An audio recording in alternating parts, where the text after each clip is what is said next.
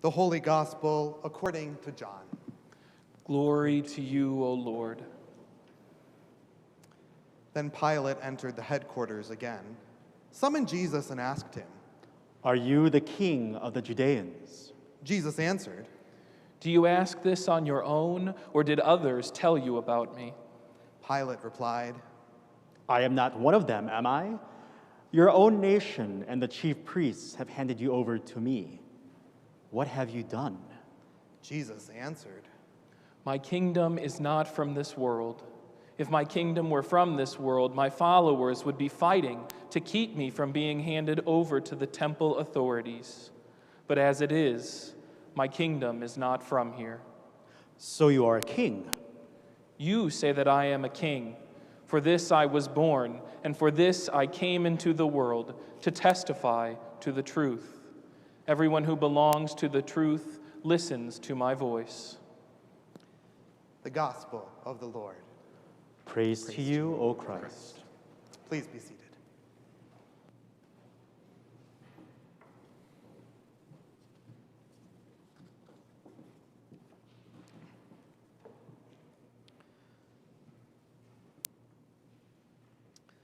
Well, today's readings really don't feel quite like Advent to me. I mean, during Advent, we usually hear of a pregnant Mary or an angel's visit to Joseph, and maybe even a little bit about John the Baptist. So what in the world is Pilate doing in today's story? I mean, he's a character for Holy Week, right? So what in the world is going on with this Advent season? Well, as we continue in this historical 7-week-long Advent, we are continually opened to God's revelation and the deepening of our faith by looking at scriptures in new ways. This extended Advent kind of necessitates that we look at these texts through different lenses than maybe we're used to. And it's a little uncomfortable. But today what we're able to do is look at the readings that we're presented with and explore the essence of Advent that goes beyond the time that is just directly before Jesus' ministry and birth. After all, when we think about Advent, Advent, by definition, is simply a time of expectant waiting or preparation. Doesn't have anything specifically to do with Jesus' birth. You know, Advent is not just about pre-Jesus' existence. Advent is an everyday reality. And so today we're invited to explore how these fairly common Good Friday texts illuminate the theme of Advent, this feeling of expectant waiting.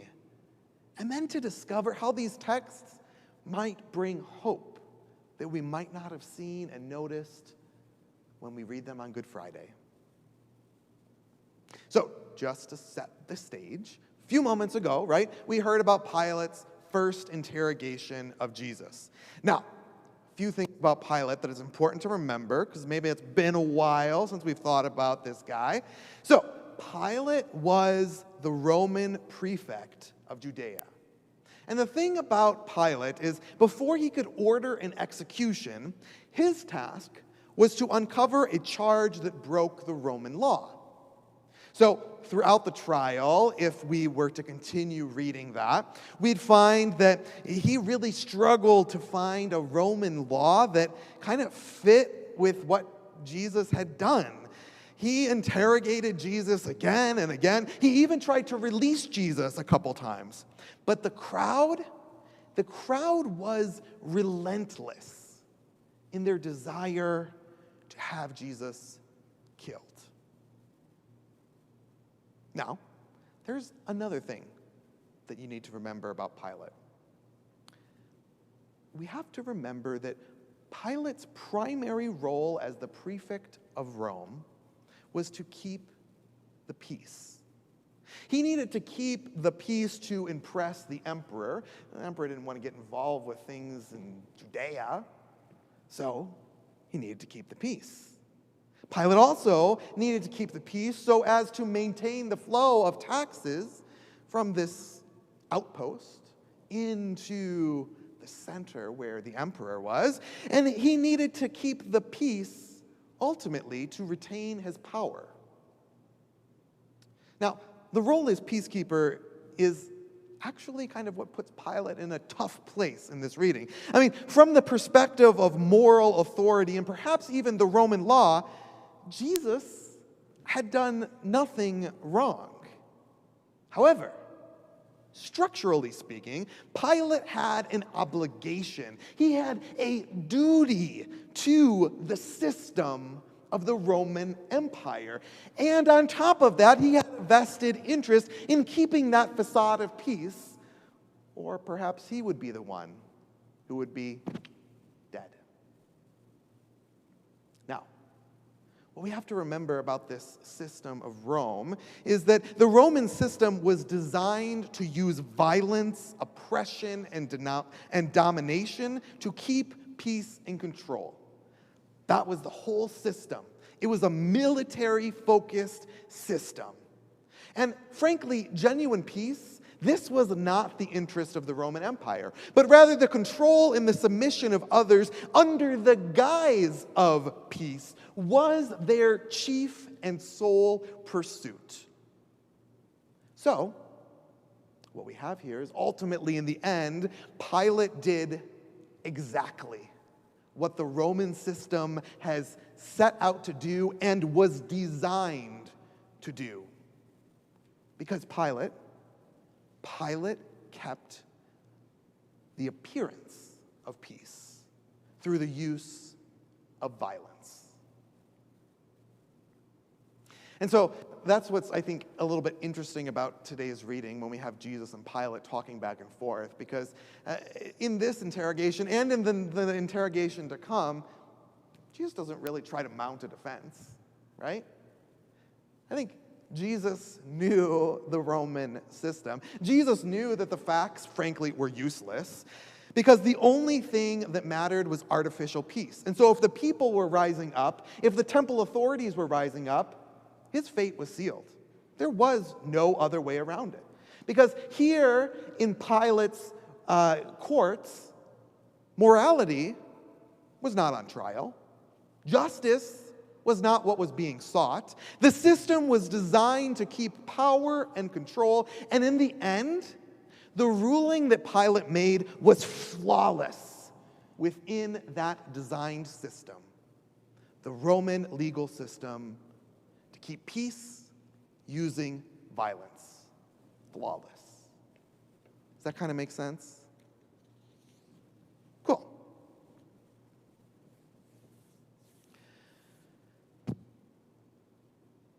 Well, if you've been keeping up with the news, you probably have heard about another ruling that was made on Friday. A ruling made in Wisconsin. And it was a ruling that I would argue, again, fit the system. If you think back to the summer of 2020, a young man murdered 2 people and attempted to murder another during a protest in Kenosha. Are most of us familiar with that? What happened on Friday, the ruling? Oh, okay. I think many of us are flabbergasted, shocked, and frustrated at this ruling. Now, some have kind of tried to blame the judge for being biased. Some noted maybe that there's a racist systems were at play. But one of the things that kind of stood out to me, one of the most shocking parts, is the fact that the facts of what actually happened that night were never up for debate. Every single side agreed that Kyle Rittenhouse killed 2 men and injured a third. Facts. Everyone agreed to it.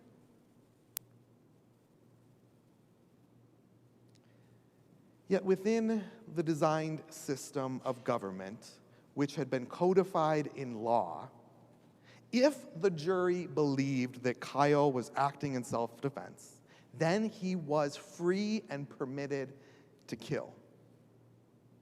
The system was designed to sanction violence.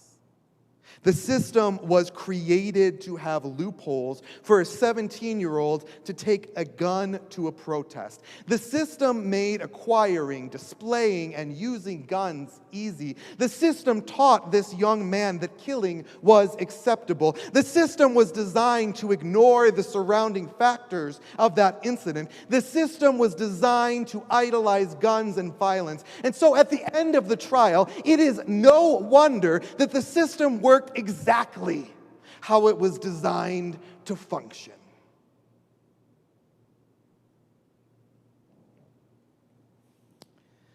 You see, both in this trial that Jesus undertook and that trial that we witnessed in Wisconsin, the outcomes were the direct result of the system's design. They were created by overarching systems, and they were made to be acceptable and legal. But in the end, what we know is that they are not ethical, they are not right, they are not just, they are not God's systems.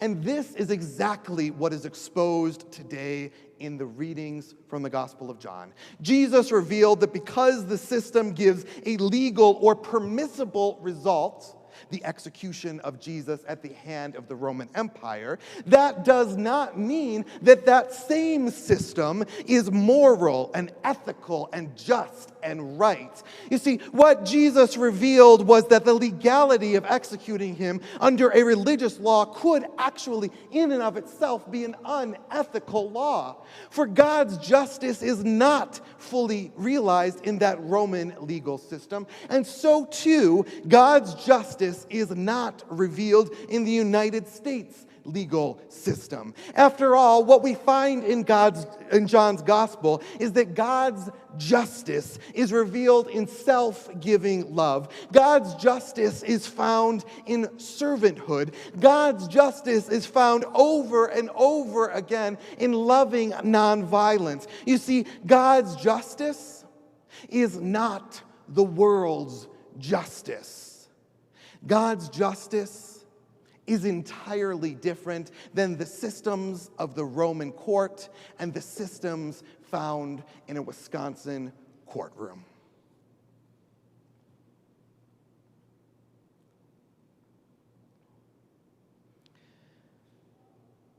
And that is kind of what makes Advent the perfect time to look at these texts. For in Advent, we hope, we yearn, and we wait. We wait for the time when God's reign will be fully realized.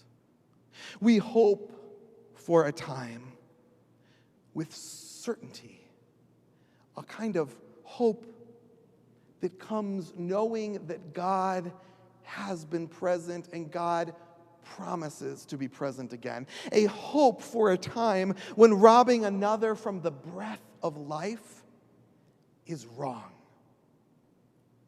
We yearn for a time when the racial and sexual and economic and political domination through violent means are erased from our lives and our world. We wait for a time when God's resolve for peace in human communities is universal. This is the essence of the Advent season.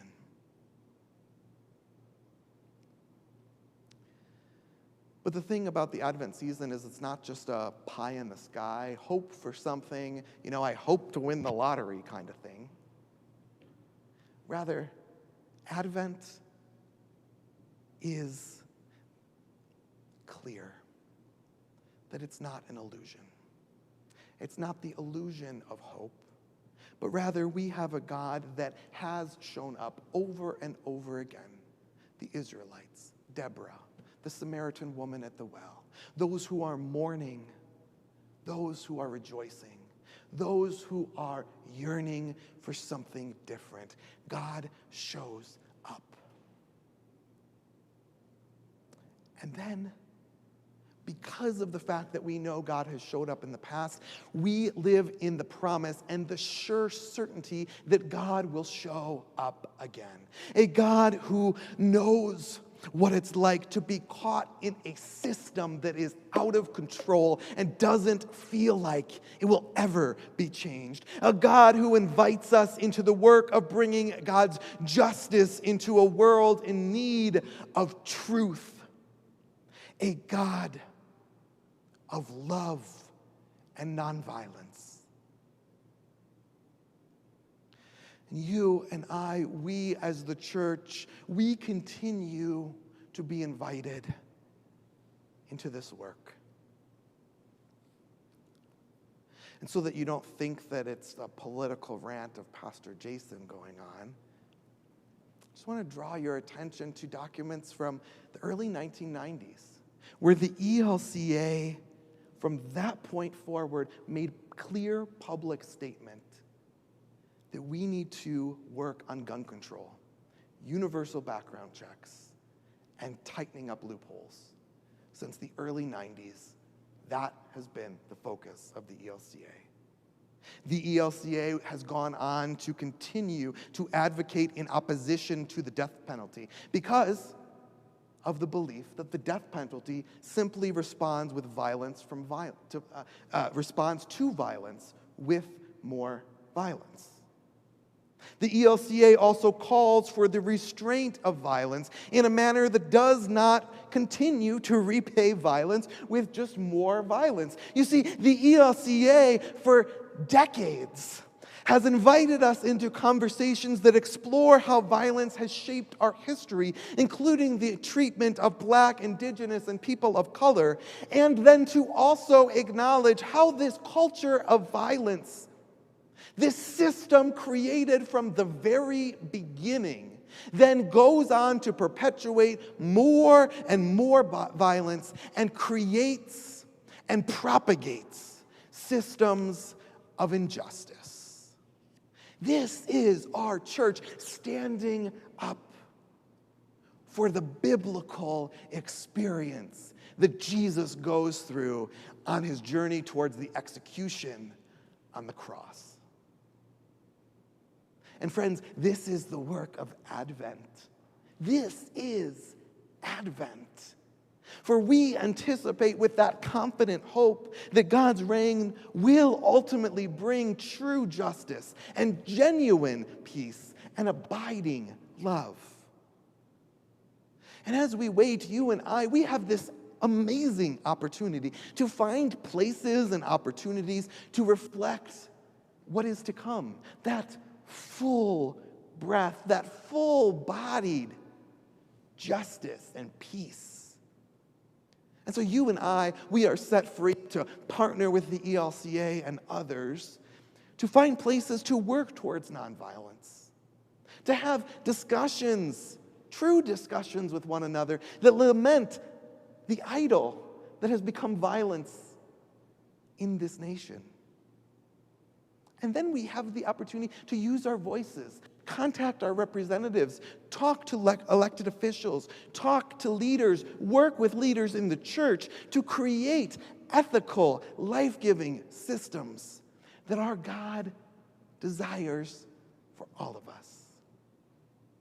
And friends, the thing is that all of this is not something that we do out of fear or obligation, but rather this is something that is pure gift. It is a gift from our God who loves us so much, who God himself responded in nonviolent ways on the way to the cross. A God who loves us so much and promises to be with us and love all of creation for all eternity. That is the reign we celebrate this day. Amen.